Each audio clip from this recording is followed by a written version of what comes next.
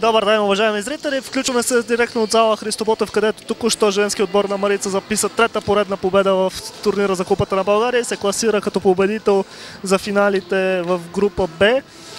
По последната победа момичетата на Иван Петков спечелиха срещу тима на Раковски Димитровград, където също играят през този сезон доста състезателки на Марица, тъй като двата клуба имат споразумение да се обиграват по-младите състезателки от школата на Марица.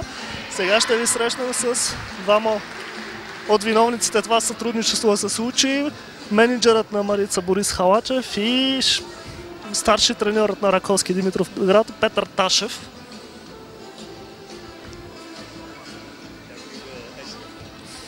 Изчакваме те.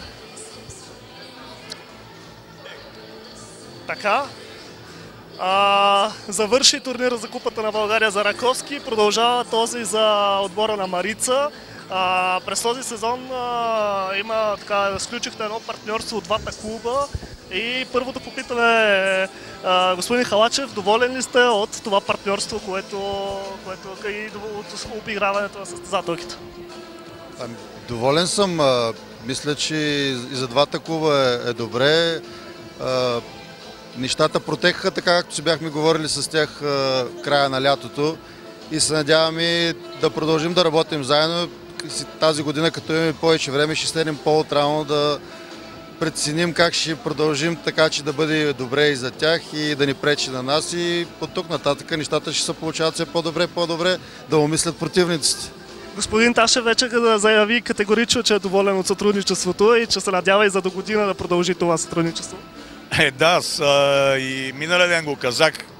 Доволен съм, нещата се получават така, както сме ги говорили, и мисля, че и за бъдеще се получават.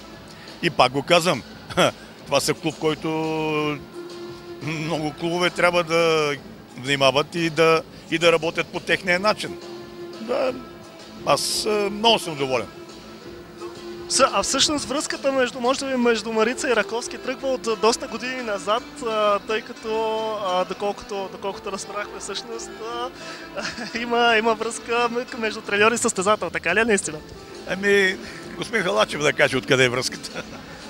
Аз лично съм живял 7 години в Димитровград много отдавна и Димитровград не е безразличен град за мен. Тъй, че в момента, в който ми се обади господин Ташев, той ми се обади още преди края на миналия сезон, де-факто, и каза, че имат желание да правят отбор. Аз какво да кажа, смисъл, казах, че ще сядаме и ще говорим. Ще говоря естествено и с нашия президент, все пак всичко зависи от него. Но нещата се получиха много бързо. След първия разговор президента заедно с кмета на Димитровград стиснаха ръцете и оттам нататък всичко беше в шест. Променил ли се като треньор? Продължава ли да бъде така строг или? Той лично на мен не ми е бил треньор, но какво значи да се променил? Самия факт, че имат желание да работят с нас, мен ме ласкай. Аз казах, за мен Димитровград не е случайен град. И все пак, как виждате след времето пък Борис Халачев? Променил ли се е той? Определено, и то в положителен смисъл. Ади тук сега е място да кажа, че като такива менеджери като него много малко се намират. И благодарение на него аз без спонсора не става. Но като го гледам, мога да го посоча за пример. Търпелив, внимателен и знае от кого колко може да вземе и какво да направи по-нататъка.